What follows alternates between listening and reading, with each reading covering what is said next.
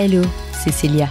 2 fois par mois, je te partage lors d'un épisode de 5 minutes une astuce à appliquer très facilement au quotidien. Elle te fera gagner du temps, économiser de l'argent, préservera ta santé et celle de notre chère planète Terre. Alors c'est parti pour l'épisode du jour.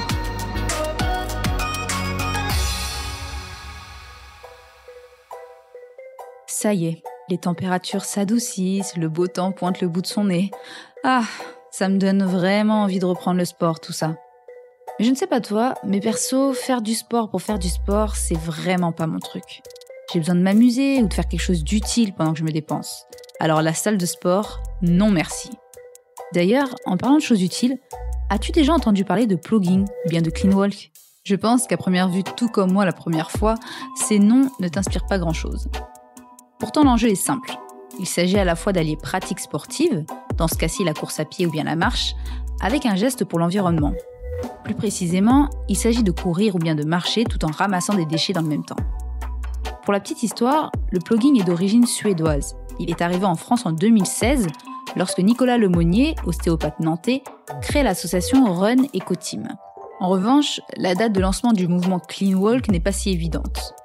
La plateforme cleanwalk.org a été lancée en juin 2019 dans le but de fédérer et mobiliser un maximum de personnes dans la lutte contre les déchets sauvages et la pollution des océans.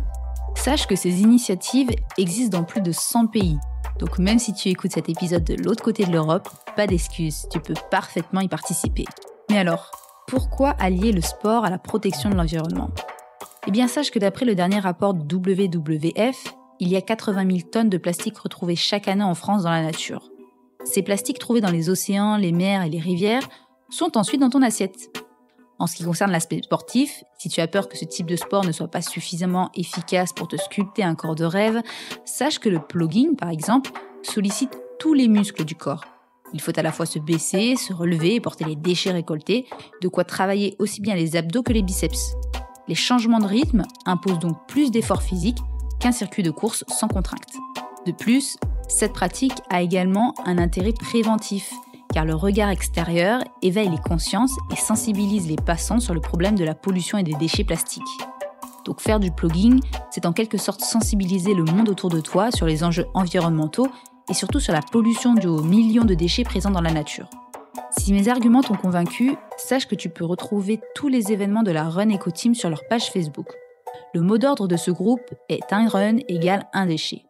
Tu peux également nettoyer ta planète avec One Piece of Rubbish, une initiative citoyenne venue de Marseille qui propose à tous de ramasser chacun dans nos rues un déchet par jour. Et sache que tous les ans se déroule le World Cleanup Day et cette année il aura lieu le 18 septembre. Partout en France et dans le monde, des clean-ups seront organisés pour que tous ensemble, en solo, en famille, entre amis, entre collègues, nous nettoyions notre planète. N'hésite pas à te rendre sur leur site www.worldcleanupday.fr que je te mettrai bien évidemment dans la description si tu souhaites y participer. Alors grand sportif, débutant ou bien simplement curieux, maintenant que tu as toutes tes infos, c'est à toi de jouer. Voilà, j'espère que cet épisode t'a plu. N'hésite pas à laisser 5 étoiles et un commentaire sur Apple Podcast pour toucher toujours plus de monde. N'oublie pas, c'est lorsque l'on agit ensemble que nos actes ont un impact. À dans 15 jours pour le prochain épisode.